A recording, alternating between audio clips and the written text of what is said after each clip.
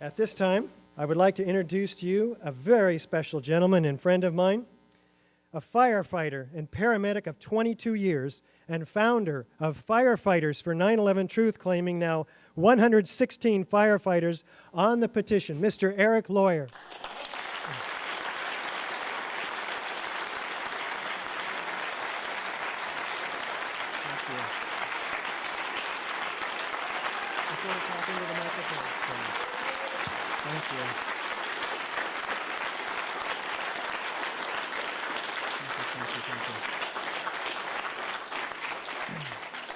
Thank you very much. And like Richard said, my name is Eric Lawyer, and I founded the Firefighters for 9/11 Truth after I watched Richard in one of his presentations, and I realized that something more had to be done. And I just want to thank Richard for everything he's doing here, and the Firefighters for 9/11 Truth strongly support Richard Gage and all the architects and engineers that have the courage to sign that petition. And I know from personal experience, there's about 5 times as many out there that believe what we believe but don't have the courage to sign it. So what I'm hoping today is that people will find the courage after listening to this presentation and seeing everybody here and seeing that we are behind it. We also demand an investigation that follows the national standards and has contempt and subpoena powers. 9/11 was the greatest loss of life and property damage in U.S. fire history. This should have been the most protected, preserved, over-tested, and thorough investigation of a crime scene in world history. Sadly, it was not. What was it? Well, we know from their own admission, the majority of the evidence was destroyed. Like Richard said, 22 years of experience. I've seen a lot of crime scenes. I've never seen anything like this in my life. I was out at the site. I saw trucks leaving faster than anywhere I've ever seen, but I accepted it at the time, and for years I accepted it because it was a recovery and rescue operation, and that's normal to have something like that going. Again, we never seen anything like it, but that was expected. What I didn't know for years, what was going on behind the scenes, was that evidence was being destroyed when it was shipped off. By their own admission, Tower 7 investigation, this investigation at Tower 7 had no physical evidence. How do you investigate a crime when you've destroyed all the evidence? It doesn't make sense. They also admit that they refused to test the explosives or to test for explosives or residue of thermite. Now, this is what I'm going to go into here just real quickly, is there are national standards for an investigation. That's what all of us are asking for, an investigation that follows national standards and holds people accountable. This manual right here, just so you can see it, is what we'd call the kind of the Fire Investigation 101. This is the most basic fire investigation manual there. This is for the 2001 edition. This is what should have been referred to, at least. It doesn't have to be followed exactly, but it should have been used as a guideline for the investigation. I'm just going to cover a few of the things that are in here. So NIST violated, and the initial investigators that did not protect the scene violated the most basic of the guidelines. And I'm going to cover 5 of them here. One is the NFPA 9.3.6. It covers spoliation of evidence.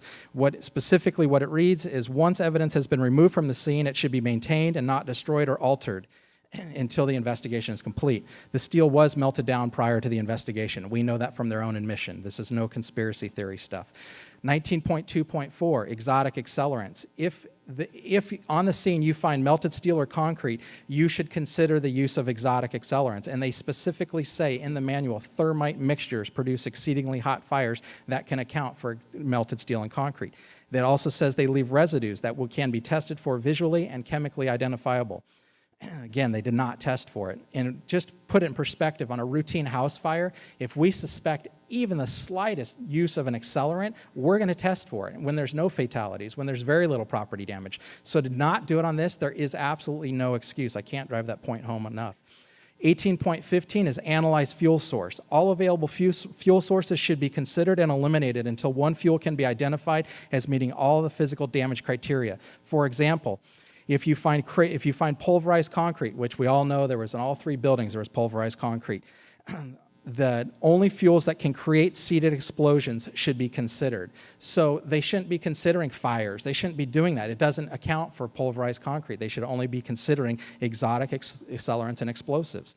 19.4.8.2.6, extremism. The terrorist may include fire as but one of a variety of weapons along with explosives used in furthering his or her goal. We know they used them in '93. Why would we not test for them now? There was reports that day, multiple reports, which I'll get into here in a second.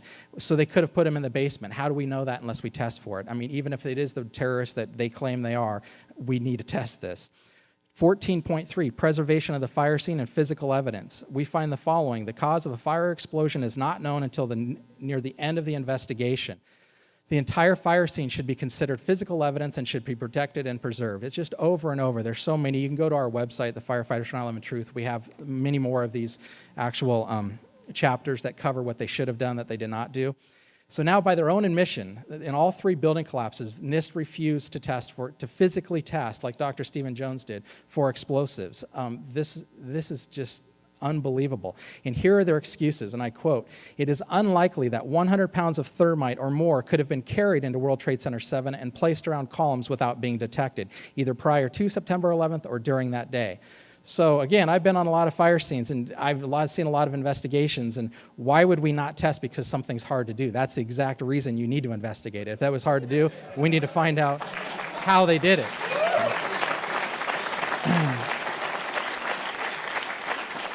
And number 2, NIST excuse. In addition, no blast sounds were heard on the audio tracks of the video recordings during the collapse of World Trade Center 7 or reported by witnesses. That's one of the excuses why they didn't test. Well, apparently they didn't read Chapter 18. 18 is the general definition of explosions.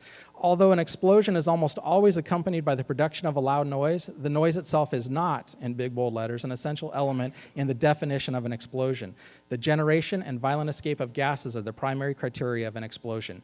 So that alone says they should have tested for it. But then NIST has lied, and we can prove it. As soon as the new investigation happens, the evidence is out there for you to see right now. We have 118 first responders who reported explosions. We have the radio transmissions from FDNY members that are still recorded today that reported explosions. We have audio recordings. We have video recordings. I've personally talked to witnesses that heard them. So there's nothing short of saying they lied, and they need to be held accountable.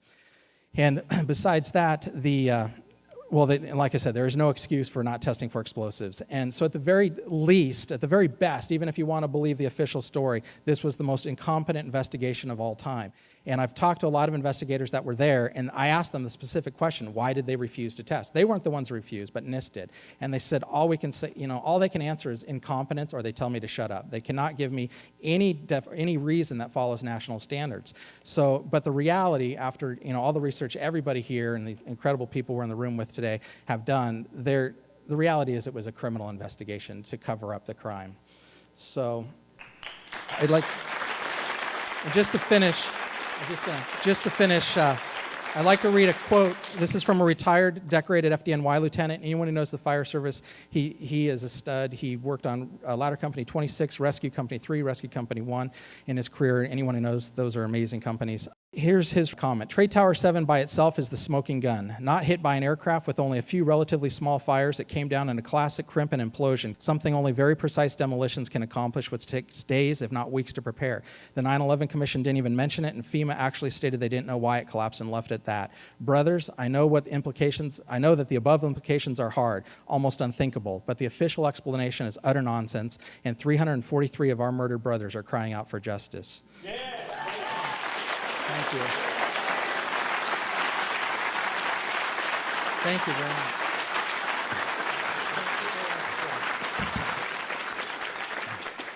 Mr. Eric Lawyer, Firefighters for 9/11 Truth.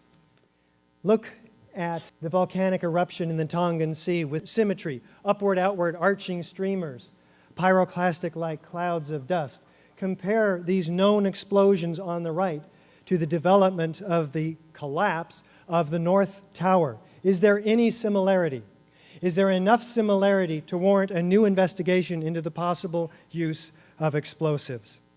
Look at the North Tower as it develops its descent. We see 2 explosions up at the top immediately, and then we see the telescoping of the North Tower, the destruction of the upper 15 stories before there's any crushing of the lower story, the lower block by that upper block. Look again.